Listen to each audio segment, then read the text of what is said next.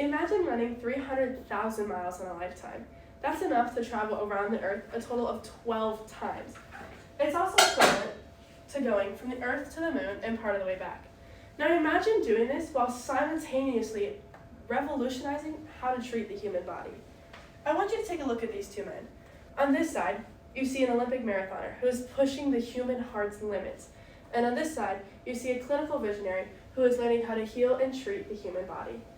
My name is Lillian Frye, and today I'm going to teach you that these are the exact same person, and that person is Theodore Corbett, otherwise known as Ted. Ted wasn't just an Olympian, though. He was also a World War II Army veteran, as well as a visionary physical therapist who laid the groundwork for what we know as modern sports medicine. Imagine doing all of this at the same time. I mean, who has the time in their life to run 300,000 miles, but at the same time learn how the human body works while also fighting for your country? Through extensive research from the American Physical Therapy Association and Corbett's own pioneering publications, I've traced how his dual life as an athlete and as a therapist have changed the modern landscape that we know. Today, we will step into this legacy by first looking at his contributions to physical therapy, and second, by looking at his instrumental role to establishing the scientific standards of sports medicine. To understand his medical impact, we must first look at what he did within the clinic, but also within a classroom.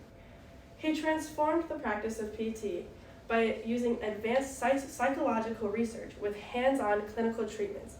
Long before it was a standard practice, Corbett was a pioneer in what we know as connective tissue massage and neuromuscular rehabilitation.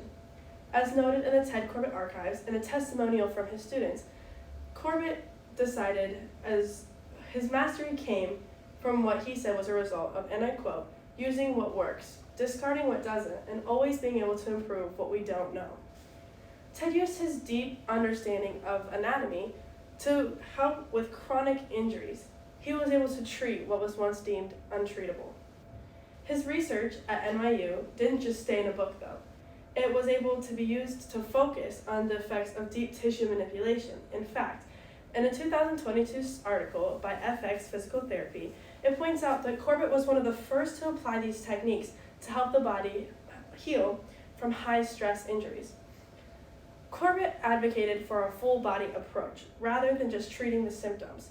He took the time to analyze a patient's gait and posture while doing movements, and also emphasizing the long-term recovery and muscle elasticity. He took the time to develop and look at each individual patient and not just the overall generalized scientific way that the human body works. He learned how each one was different. But his impact went beyond the table. He spent 44 years as the chief of physical therapy in the International Center for the Disabled. And according to the Holston-Jepson Physical Therapy Profile, he was one of the first to teach kinesiology and progressive resistance exercise at the university level. He taught his students that a healer must never have a closed mind, because, as he said, a closed mind ties the hands of a healer. While his work was groundbreaking, Ted knew that to truly understand the human body, he had to push it to its absolute limits. His athletic background allowed him to become a primary architect for the emerging field of sports medicine. As he was a founding president of the Road Runners Club of America, in 1958 he established the first accurate course of measurement standards. This was never just about the distance. According to USA Track and Field, Ted is regarded as the father of distance runner because of the rigor that he brought to the sport. He used his own body as a laboratory, documenting how the effects of extreme mileage on joint health affected.